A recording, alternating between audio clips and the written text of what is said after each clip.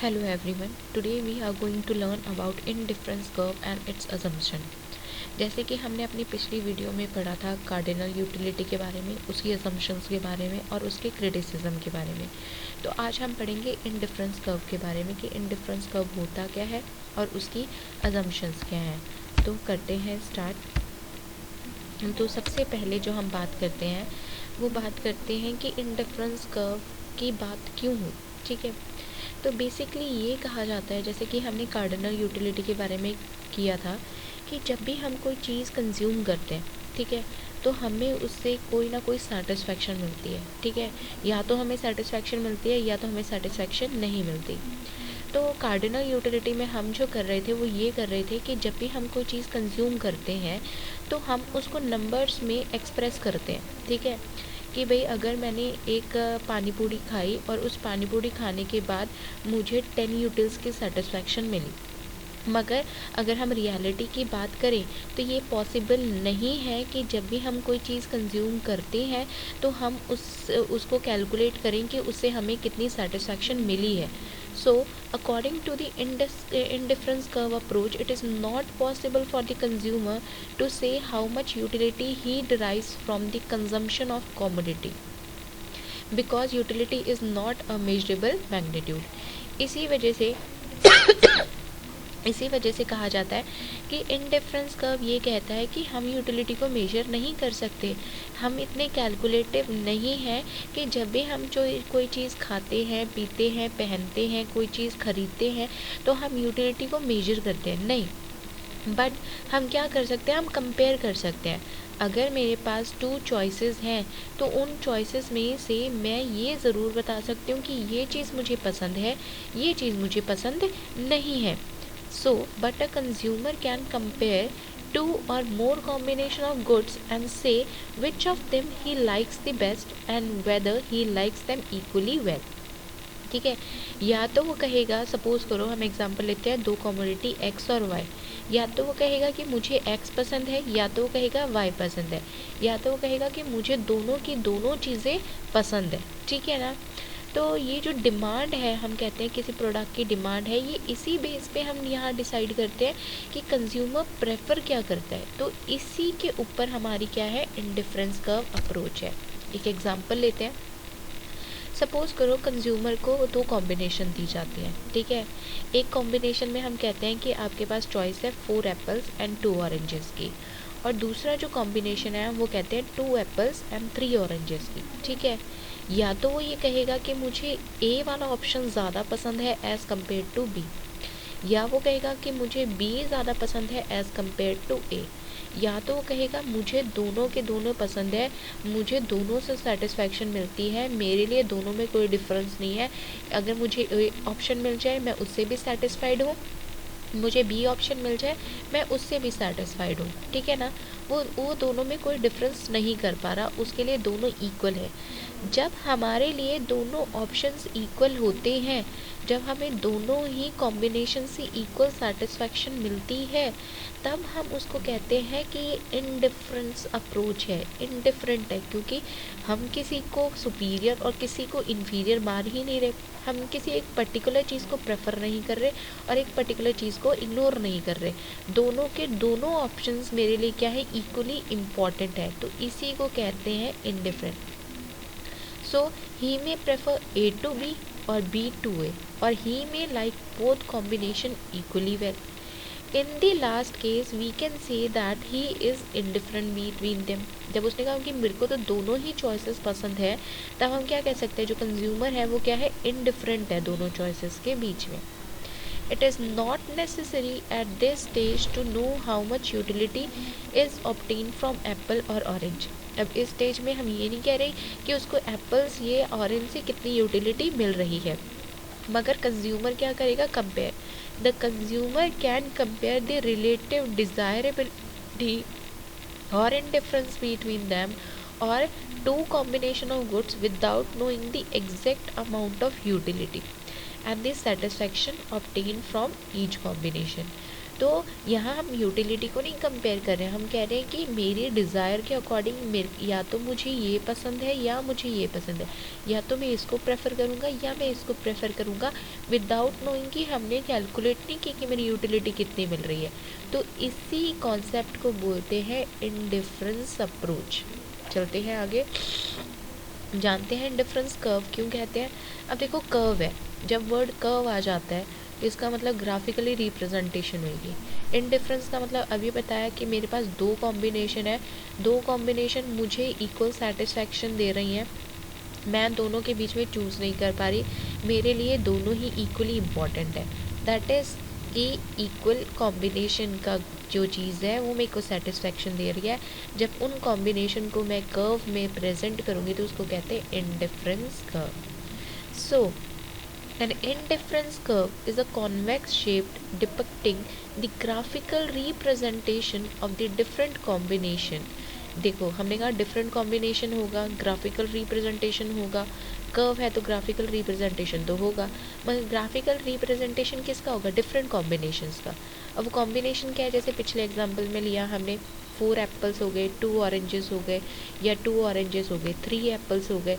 तो वो कॉम्बिनेशन को हम ग्राफ के वे में जब रिप्रेजेंट करेंगे कि हमें चाहिए कॉम्बिनेशन मिल रहा है, चाहिए कॉम्बिनेशन मिल रहा है, मगर लेवल ऑफ सेटिस्फैक्शन क्या है, सेम।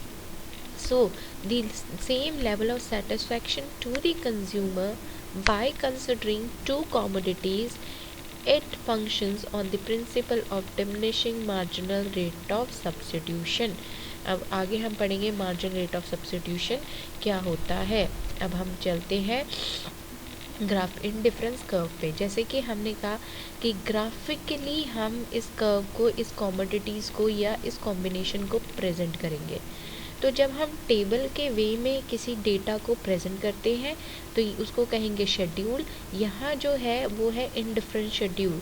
देखो हम लेते हैं कॉम्बिनेशन, कॉम्बिनेशन किसके बीच में ले रहे हैं, एप्पल्स एंड ऑरेंजेस के बीच में। फर्स्ट कॉम्बिनेशन ये है कि अगर हम 1 एप्पल और 12 ऑरेंजेस खाते हैं, ठीक है, या दूसरा ऑप्शन है 2 एप्पल्स या 14 ऑरेंजेस खाते हैं, लेवल ऑफ सेटिस्फैक्शन मेरा क्या रहेगा, सेम रहेगा, कोई सेटिस्फैक्शन में मेरी चेंज नहीं आएगा। अगर मैं एप्पल इंक्रीज़ करती हूँ, ठीक है, और ऑरेंज डिक्रीज़ करती हूँ, फिर भी लेवल ऑफ सेटिस्फैक्शन सेम है। डी कॉम्बिनेशन चूज़ करती हूँ जहाँ 4 एप्पल्स एंड 8 ऑरेंजेस हैं, लेवल ऑफ सेटिस्फैक्शन फिर भी मेरा सेम है। नेक्स्ट ऑप्शन ई चूज़ करती हूँ, 5 एप्पल चूज़ करती हूँ, 7 oranges, then level of satisfaction same है। फिर हम देख रहे हैं कि हमने इसको ग्राफ में रिप्रेजेंट किया है। एक्स एक्सिस पे हमने एप्पल्स लिए हैं, वाई एक्सिस पे हमने ऑरेंजेस लिए हैं, ठीक है। वाई एक्सिस पे जो स्केल रखी है वो 2 की स्केल रखी है, 2 के डिफरेंस पे रखा है, और एक्स एक्सिस पे हमने 1 की स्केल ली है। तो आप देख रहे हो जब हम 1 एप्पल चूज़ कर रहे हैं तो मेरे पास ऑरेंज क्या है, 22, तो वहाँ हमने रेड कलर का एक डॉट लगा दिया है। ऐसे ही कॉम्बिनेशंस को हमने क्या कर दिया है, प्लॉट कर दिया है अपने ग्राफ में उन पॉइंट्स को जहाँ मेरा लेवल ऑफ सेटिस्फैक्शन क्या है, सेम। चलते हैं आगे।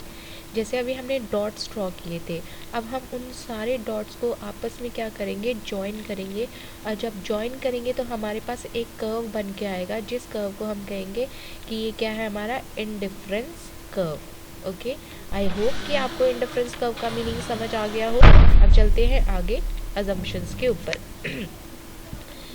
तो सबसे पहली अजम्पशन जो हमारी है इंडिफरेंस कर्व को लेके वो है रैशनल कंज्यूमर, ठीक है। यहाँ जब हम रैशनल कंज्यूमर की बात करते हैं तो हम कहते हैं कि रैशनल कंज्यूमर वो कंज्यूमर होता है जो सोच समझ के पैसे लगाता है। क्यों, क्योंकि हम सब कहते हैं कि हमारे पास जो मनी है वो क्या है, लिमिटेड है, मगर हमारी वांट्स क्या है, अनलिमिटेड है, ठीक है। तो हम उस जगह पैसा लगाएंगे या वो चीज़ परचेज़ करेंगे जहाँ से मुझे मैक्सिमम सेटिस्फैक्शन मिलेगी। तो रैशनल कंज्यूमर का ये मतलब है कि कंज्यूमर सिर्फ वो ही कॉम्बिनेशन चूज़ करेगा जहाँ से उसको मैक्सिमम सेटिस्फैक्शन मिल रही है। तो ये था हमारा first assumption, that is rational consumer.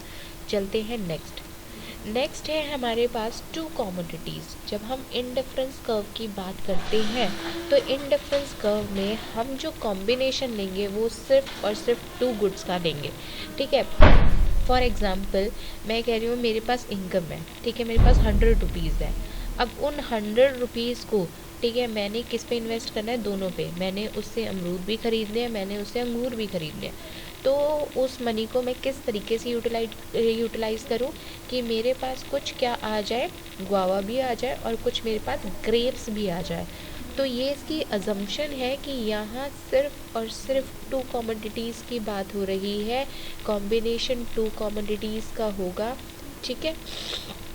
ये थी अजम्पशन। नेक्स्ट चलते हैं। Next assumption is ordinal utility. जैसे कि हमने कार्डिनल यूटिलिटी में पढ़ा था कि हम मेजर करते हैं सेटिस्फैक्शन, यहाँ मेजर नहीं कर रहे, यहाँ हम क्या कर रहे हैं? रैंकिंग दे रहे हैं, अपनी प्रेफरेंस दे रहे हैं, एक ऑर्डर बता रहे हैं, ठीक है। जैसे कि आप स्क्रीन में देख रहे हो कि हमारे पास 3 ऑप्शंस हैं, ठीक है, फ्रूट्स में। फर्स्ट ऑप्शन है गुआवा, सेकेंड ऑप्शन है ग्रेप, थर्ड ऑप्शन है ऑरेंज, ठीक है। अब सपोज़ करो, या तो मैं कहूँगी कि मुझे गुआवा बहुत पसंद है, ठीक है ना, as compare to the grapes और ऑरेंज। मैं उसको क्या कर दूँगी? रैंक 1 दे दूँगी, क्योंकि मेरी प्रेफरेंस अगर फ्रूट्स में हुई तो सबसे पहले मैं किसको चूज़ करूँगी? गुआवा को। फिर किसको चूज़ करूँगी? मैं ग्रेप्स को। एंड थर्ड वन किसको चूज़ करूँगी? मैं ऑरेंज को। मैं सेटिस्फैक्शन नहीं मेजर कर रही, मैं बस कंपेयर कर रही हूँ कि मुझे ये चीज़ पसंद है तो मैं ये खाना सबसे पहले पसंद करूँगी, या ये कॉम्बिनेशन मुझे पसंद है। Got it? तो इंडिफरेंस कर्व के अंदर जिस यूटिलिटी की हम बात करते हैं वो किस यूटिलिटी की बात करते हैं? ऑर्डिनल यूटिलिटी की। चलते हैं नेक्स्ट पे। Next assumption in non satiety. Non satiety का मतलब ये होता है कि कंज्यूमर जो है, ठीक है ना, उसका सैचुरेशन पॉइंट नहीं आया। सैचुरेशन पॉइंट का मतलब क्या है? हम चीज़ें कंज्यूम कर रहे हैं, हमारा खाना खाने से अभी तक मन नहीं भरा। देखो, अब स्क्रीन है, स्क्रीन में मेरे पास 2 ऑप्शंस हैं, एक पानी पूरी और एक चाट, ठीक है। अब पानी पूरी अगर मैं खा रही हूँ तो मैं कह रही हूँ कि अभी तक मेरा मन नहीं भरा कि भाई मैं गोलगप्पे छोड़ दूँ, मैं गोलगप्पे खाई जा रही हूँ और मेरा मन नहीं भरा, ठीक है, यानी कि सैचुरेशन पॉइंट नहीं आया अभी तक। और अगर मैं चाट खा रही हूँ तो मेरा चाट खा के अभी तक मन नहीं भरा, ठीक है। तो उसको कहते हैं नॉन स्टैटिटी, मीन्स कि सैचुरेशन पॉइंट नहीं आया है, हमारा दोनों ही कॉम्बिनेशन से, दोनों ही चीज़ों से अब तक मन नहीं भरा है। एक तो ये मतलब होता है। दूसरा नॉन स्टैटिटी से ये मतलब होता है कि जो कंज्यूमर है वो हमेशा लार्ज क्वांटिटी को ज़्यादा प्रेफर करता है as compare to the smaller, ठीक है। जब हम सपोज़ करो मैगी खाते हैं, ठीक है ना, और हमारी मदर क्या करती है? मैगी नूडल्स को 2 पार्ट्स में डिवाइड कर देती है। घर में हम 2 भाई बहन हैं, दोनों के हिस्से में आ जाती है। अब जिसके हिस्से में मैगी नूडल्स ज़्यादा आए होते हैं, हम प्रेफर करते हैं कि वो प्लेट हमें मिल जाए जिसके जिसके प्लेट में कम नूडल्स आए हैं, हम कहते हैं हमें वो नहीं चाहिए, ठीक है ना। तो उसी को कहते हैं कि कंज्यूमर हमेशा बड़ी चीज़ को, लार्ज क्वांटिटी को प्रेफर करता है as compare to the smaller. उसको कहते हैं नॉन स्टैटिटी। ये थी एक अजम्पशन। नेक्स्ट चलते हैं। नेक्स्ट जो अजम्पशन है हमारी वो है ट्रांसटिविटी। ट्रांसटिविटी का मतलब होता है ये रिलेशनशिप इस्टेब्लिश करता है, ठीक है। अगर हमारे पास कॉम्बिनेशन है, ठीक है, तो उनके बीच में क्या रिलेशनशिप है, कैसे? फॉर एग्ज़ाम्पल मेरे पास फर्स्ट ऑप्शन उन्होंने दे दिया कि भाई फर्स्ट ऑप्शन आपके पास है कि आपको अमरूद खाने या एप्पल खाने, ठीक है। तो मैं कहती हूँ कि भाई मुझे तो अमरूद पसंद है, मुझे एप्पल नहीं पसंद। तो मैंने ए और बी में से किसको प्रेफर किया? मैंने ए को प्रेफर किया, ठीक है। दूसरा ऑप्शन वो मेरे को देते हैं, बताओ अंगूर खाने हैं या ऑरेंज खाने हैं, ठीक है ना। तो मैं कहती हूँ मुझे अंगूर खाने हैं, मेरे को ऑरेंजेस नहीं पसंद। अब सपोज़ करो अगर वो थर्ड कॉम्बिनेशन देते हैं, ठीक है, थर्ड वो दे देते हैं किसका? गुआवा और ऑरेंज का। तो देखो दोनों ऑप्शंस में से मैंने ऑरेंज को तो कभी प्रेफर किया ही नहीं, ठीक है।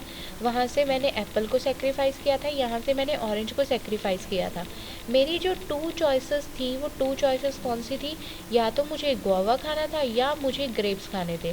अब ऑप्शन में मेरे पास ग्रेप्स तो है नहीं, तो मेरे पास क्या है, मेरे पास गुआवा है। तो अगर मेरे पास गुआवा और ऑरेंज का ऑप्शन दिया जाए तो मैं किसको प्रेफर करूँगी, मैं सिर्फ और सिर्फ गुआवा को ही प्रेफर करूँगी। इसी ऑप्शन को, इसी अजम्पशन को कहते हैं ट्रांसिटिविटी। So it is a logic. It is a logic or relation between three elements such that if it holds between the first and second, ठीक है, जब मेरे पास ऑप्शन दिया जा रहा है फर्स्ट और सेकंड का, या ऑप्शन दिया जा रहा है सेकंड और थर्ड का, ठीक है ना, या तो मैं किसको ऑप्शन में, फर्स्ट और थर्ड का ऑप्शन में मैं हमेशा फर्स्ट को ही प्रेफर करूँगी। So the consumer is support to be consistent, ठीक है। यहाँ हम अजम्पशन में मान के चल रहे हैं कि उसका जो टेस्ट है ना वो कंसिस्टेंट है, उसकी प्रेफरेंसेस कंसिस्टेंट है, ना तो उसका टेस्ट बदला है ना उसकी प्रेफरेंसेस बदली है। आज भी वो वही खाना पसंद कर रहा है जो कल खाना पसंद कर रहा था, ठीक है। ये अजम्पशन है, हम मान के चल रहे हैं। So the consumer is suppose to be consistent about his taste and preference. For example, if he prefers A to B and B to C, then it follows that he also prefer A to C. This assumption is called transitivity. इस assumption को क्या बोलते हैं, transitivity. चलते हैं next की तरफ। Next assumption is price remains to be constant. यहाँ भी हम मान के चल रहे हैं जो भी गुड्स मैं खरीद रही थी, जो भी कॉम्बिनेशन मैं प्रेफर कर रही थी, उनके जो प्राइसेस हैं वो क्या है, सेम।